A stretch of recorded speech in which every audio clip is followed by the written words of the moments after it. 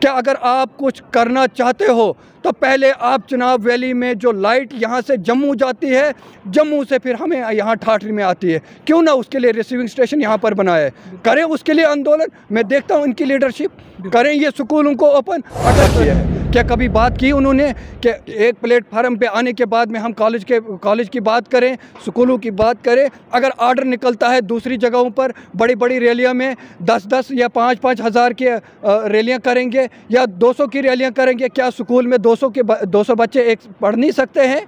उनको अगर आप शिफ्ट में करा सकते हो, अगर एक क्लास में 50 बच्चे हैं तो 25 एक दिन आएंगे, 25 दूसरे दिन आएंगे। क्या अगर 18 साल एक एमएलए ने यहाँ पर राज किया है मिनिस्टर के होते हुए भी, और वही लोग आज कहेंगे कि उस जगह पर पानी नहीं है, उस जगह पर लाइट नहीं है, तो अगर उनसे ये नहीं हो पाता था तो उन्होंने इस्तीफा देना चाहिए। इस वीडियो को आप तक पहुंचाने में ताउन कर रहे हैं निज़ाम हैप्पी मार्ट ठाठरी।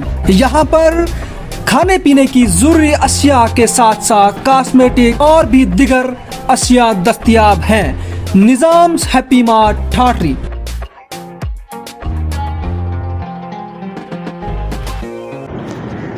अस्सलाम वालेकुम नाजरीन, मैं हूं राजा शकील, आप देख रहे हैं द चिनाब टाइम्स। नाजरीन, इस वक्त हम मौजूद हैं ज़िला डोडा के कस्बा ठाठरी के अंदर, और इस वक्त मेरे साथ बात करने के लिए ठाठरी सब डिवीज़न के फक्सू तहसील से हैं। ये इनका नाम जो है मंसूर अहमद, ये सोशल एक्टिविस्ट हैं। नाजरीन, हम इनसे बात करेंगे कि जहाँ एक तरफ से कोरोना का जो है कोरोना महामारी को लेके जो है लॉकडाउन किया जा रहा है, कर्फ्यू नाफिज किए जा रहे हैं, वहीं दूसरी तरफ अगर देखा जाए तो जम्मू कश्मीर के अंदर स्कूल, कोचिंग सेंटर्स, जितने भी इंस्टीट्यूट हैं सारे बंद किए जा रहे हैं। बहरहाल हम इस मौजू पे, इस मुद्दे पे हम बात करना चाहेंगे मंसूर साहब से। मंसूर साहब, सबसे पहले द चिनाब टाइम में आपका खैर मकदम है। बहुत बहुत शुक्रिया अंजर भाई, शकील भाई, आपका मैं बहुत बहुत तहे दिल से शुक्रिया अदा करता हूँ। सर, आप देख रहे हैं कि 2 साल बीत गए, स्कूल हमारे बंद हैं। वहीं अगर देखा जाए हमारी जम्मू कश्मीर की बात अगर की जाए, हालात तो अगर सोचा जाए पूरे हिंदुस्तान के अंदर जो सियासी रैलियाँ चल रही है, लेकिन खुसूसन हम जम्मू कश्मीर की अगर बात करें तो जम्मू कश्मीर के अंदर जो है रैलियाँ चल रही हैं, सियासी बड़े बड़े जलसे हो रहे हैं, लेकिन वहीं जो है गवर्नमेंट ने, वहीं सरकार ने एक बहुत बड़ा इशू जो उठाया है, बहुत बड़ा कदम उठाया है। जो कदम ये है कि पूरे स्कूल जो है जम्मू कश्मीर के अंदर बंद किए जा रहे हैं, इंस्टीट्यूट जितने भी हैं बंद किए जा रहे हैं। क्या लगता है आपको, ये कदम जो है गवर्नमेंट ने उठाया है, ये जो है ये कदम जो है बढ़ाई की तरफ है, ये कदम जो है बुलंदी की तरफ है, या ये कदम किस तरह जा रहा है?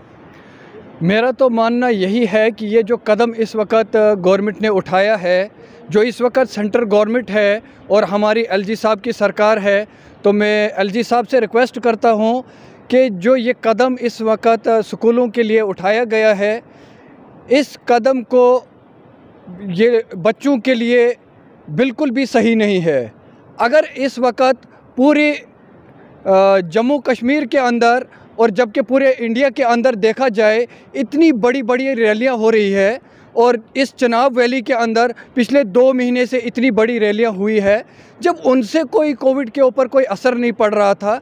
लेकिन अफसोस की बात है कि हमारे एलजी साहब बहुत इंटेलिजेंट आदमी है, और मैं उनसे ये दरख्वास्त करता हूँ कि अगर हर जगह पर 15-20 की जो उन्होंने गैदरिंग रखी है, इसी तरह से अगर वो भी ये आर्डर निकालें कि वो 15 से 20 या 50 लड़कों के लिए जो स्कूलों में क्लासें खोली जाए 50% के लिए, जिसमें 20-25 बच्चे एक साथ पढ़ने के लिए आ जाएं।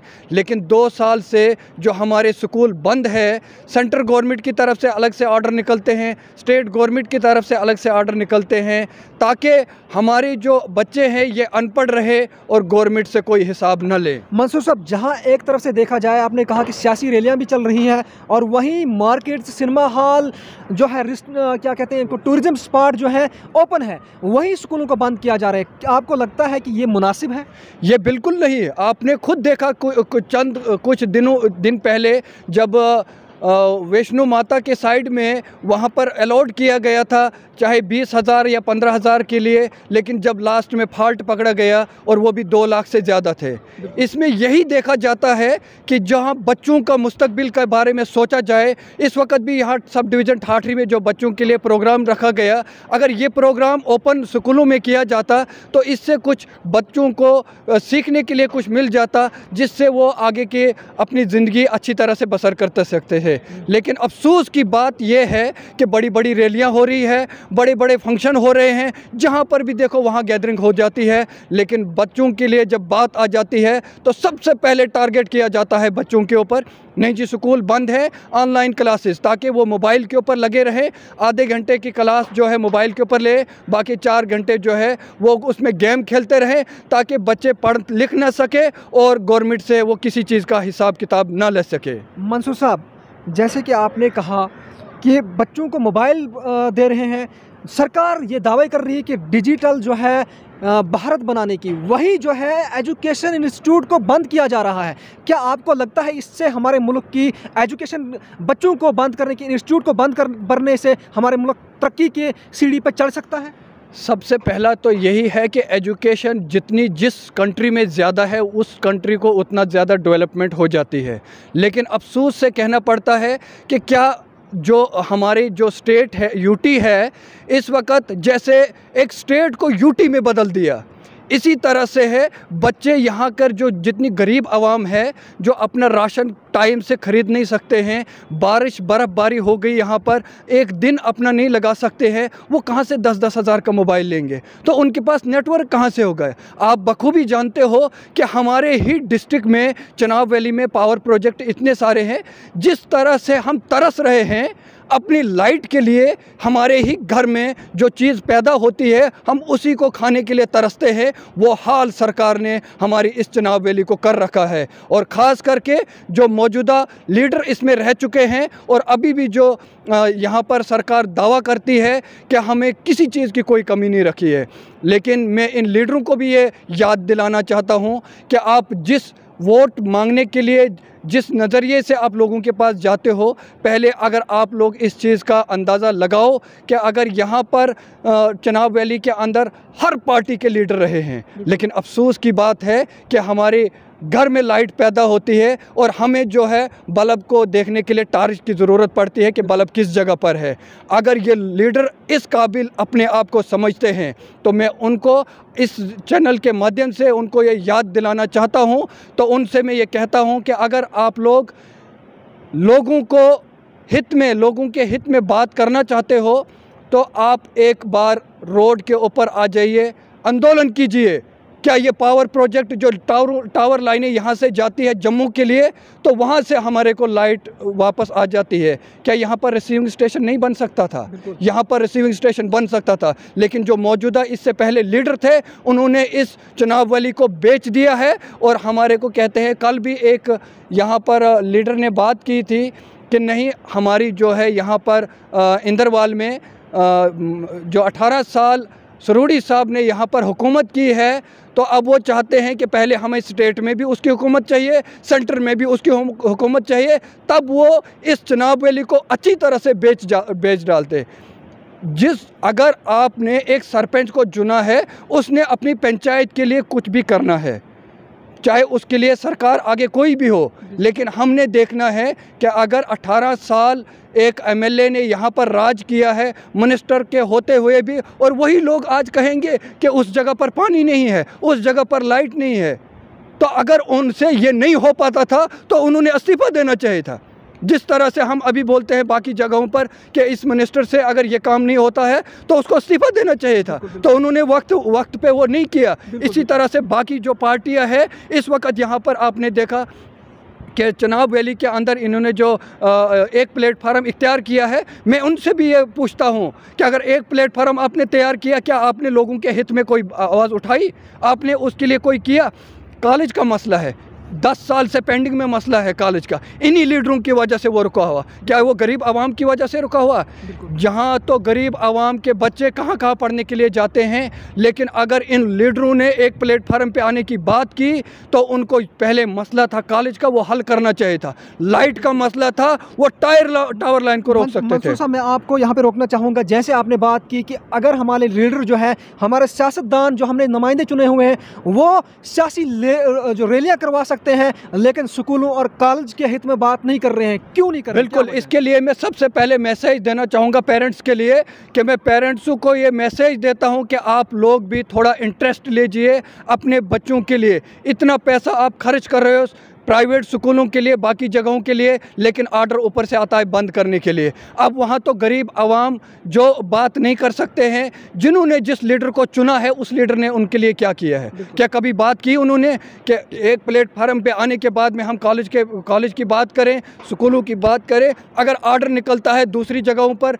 बड़ी बड़ी रैलियाँ में 10-10 या 5-5 हज़ार की रैलियाँ करेंगे या 200 की रैलियाँ करेंगे, क्या स्कूल में 200 बच्चे एक पढ़ नहीं सकते हैं?